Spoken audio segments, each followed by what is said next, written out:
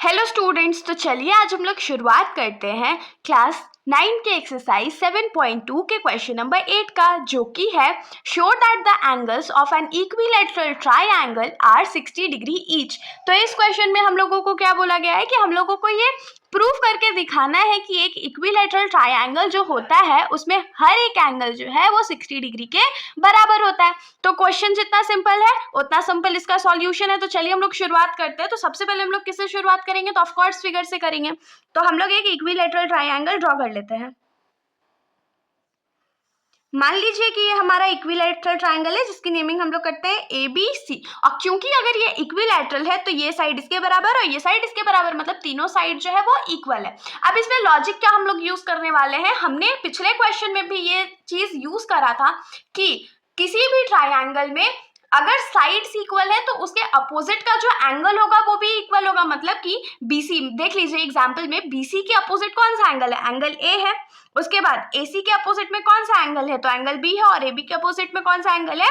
तो angle C है। तो ये तीनों एंगल जो होंगे वो भी आपस में इक्वल होंगे। और उसके बाद हम लोग angle sum property of a triangle use करके ये आसानी से प्रूव कर सकते हैं कि एक इक्विलैटरल ट्रायंगल में हर एक एंगल जो होता है वो 60 डिग्री के बराबर होता है। तो चलिए हम लोग इसमें लिखते हैं। तो सबसे पहले हम लोग क्या लिखेंगे? तो गिवन लिखेंगे। तो हम लोगों को गिवन क्या है कि ABC is an equilateral triangle in which हम लोगों को क्या पता है कि AB जो है वो AC के बराबर है और वो BC के बराबर है। मतलब AB AC के बराबर है और BC के बराबर है।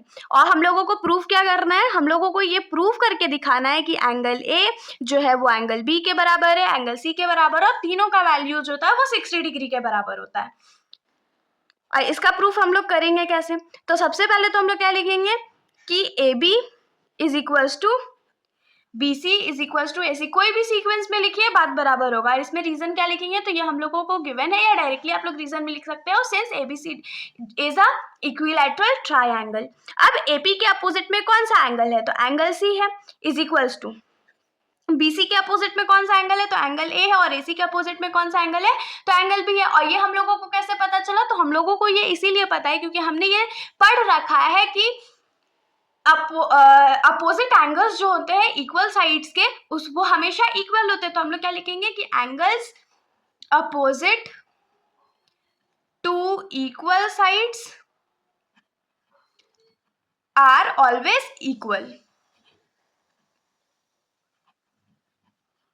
ये हो गया। अब इसको थोड़ा सा हम लोग अरेंज कर लेते हैं। इसको हम लोग कैसे लिखेंगे कि एंगल A जो है वो एंगल B के बराबर है, वो एंगल C के बराबर है। ठीक है, अब हम लोग क्या लिखेंगे? Now in triangle ABC angle A plus angle B plus angle C जो है वो कितने डिग्री के बराबर हो जाएगा? 180 डिग्री के बराबर हो जाएगा। 180 डिग्री के बराबर क्यों?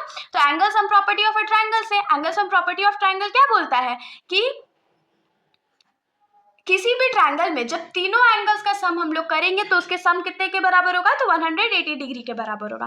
अब देखिए यहाँ पर हमने क्या प्रूफ कर रखा था कि एंगल एंगल B और एंगल C जो है वो आपस में इक्वल है।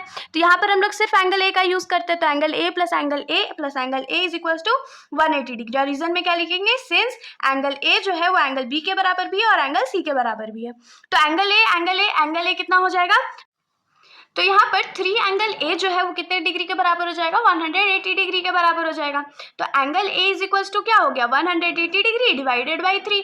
अब 180 को जब हम लोग 3 से डिवाइड करेंगे तो वो कितना हो जाएगा? 60 डिग्री। तो यहाँ से हम लोग को क्या मिल गया कि एंगल A जो है वो 60 डिग्री के बराबर है। लेकिन हम लोग जानते हैं कि एंगल A जो है वो एंगल B के बराबर है और वो एंगल C के बराबर है। और ये दोनों तीनों जो है वो किसके बराबर हो जाएगा?